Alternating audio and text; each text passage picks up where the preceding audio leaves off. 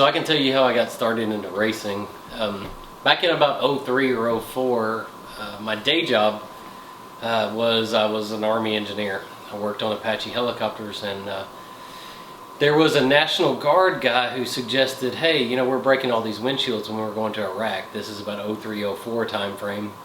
And said, you know, can we use the windshield tear-offs like they use in NASCAR? So if you know anything about NASCAR, they come in, they tear these little sacrificial layers off the windshields, and they're able to see clear, right? So we said, okay, yeah, let's try that. So our group came and we said, okay, how can we qualify these things on a helicopter? Well, it's not as easy as you think. You know, you're flying, you're not just driving anymore. So what we started working on them especially on a Black Hawk helicopter, and we really had to figure out how to make it adhere really well, because of course you don't want them flying off into an engine. And so that was the first thing we did. The next thing we did was, how can we put this stuff on in a dirty environment? So that was another challenge we had.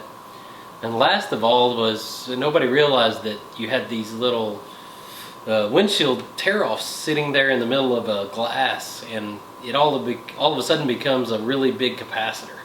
And so what would happen is you would fly these helicopters and it would build up this static charge in the windshield, and it would arc off. And so we had to actually come up with a special glue that was it had the ability to, you know, to transfer electricity. You know, it was conductive. And so we did that, and so we went to Iraq and we qualified it. We fully fielded it on a lot of Black Hawks and some Apaches that we were flying in Iraq. And some of the benefits that we had while we were doing it were they would help with bird strikes. Birds would fly into the windshields, and it would actually capture the bird from going into the cockpit. Also, there were a couple instances in which actually IEDs would keep the blast from going into the cockpit, and they could land. So if you can imagine some tent, if you've ever seen tent break, you know, it kind of held it. And so those were some cool things that actually racing kind of helped benefit the Army. You always hear about helicopter tape from back in the 60s and 70s and how it's used in NASCAR. Well, we took it and kind of put it back into the Army frame. And so after that time frame, one of our generals said, I think it was General Miles at the time, said, what else can we learn from racing? And I was like, yes, I would love to go see. And so we had a guy on our team actually who had done some endurance racing, and we went to Daytona. We went and met with a lot of teams there in the IMSA series.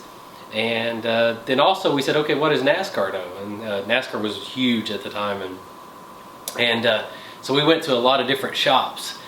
We went to Hendrick, we went to, even there was an Army team at the time. We went to, there was a Dodge team, but when we walked into Roush, it was, the feeling changed, and you could really feel that the organization was really engineering oriented. And while I was there, I met a grumpy old man, and I love him to this day.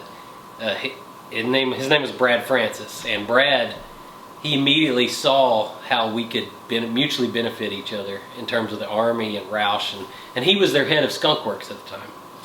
And so he and I just immediately had a rapport, and so we saw where we could mutually test some things and actually benefit each other. And he was always looking to gain an advantage. In fact, he was the one who actually invented the track bar adjuster.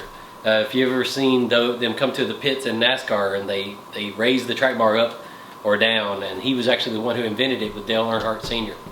And so anyway, he was the head of Skunk Works for Roush, and sure enough, he and I became friends. And about 2 weeks after we met, he said, hey, can we go to Oak Ridge National Labs? I'd love to see something there. And I'm like, okay.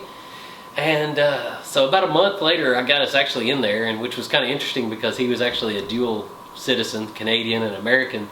And to get into one of the most secure facilities in the world was a challenge. But sure enough, we got in there, and the day we're meeting to go into the facility, there were some guys who were there, had the Penske shirts on, and of course Brad, being the digger that he always is, walks up to him and hands him a Roush card and says, "I'm here first." And so we end up going into Oak Ridge National Labs and seeing a heat transfer material called Poco foam, or it was carbon nano foam, nanographite foam, and it's actually the most heat transferable material in the world. It has the highest conductive, human-made conductive material that there is. And so he was obviously interested in that, and that kind of built us onto our relationship of how can we learn things from each other, because we had a lot of the same issues. We had vibration problems, they had vibration problems, we had heat problems, they had heat problems in NASCAR, we had fluid problems, and so what can we learn from each other? And so he gets exposed, at Roush they got exposed to all these new technologies of people wanting to sell them things. We got the same thing, and Roush provided us a way to test jointly these technologies, in which you could test them in a race car. It's really hard to put them in a helicopter, and because you can't pull over on the side of the road in a helicopter. And so over the years, in about 2007, we developed a research and development agreement between the Army, our AMRDEC where I worked, and Roush Fenway Racing is what it became at the time.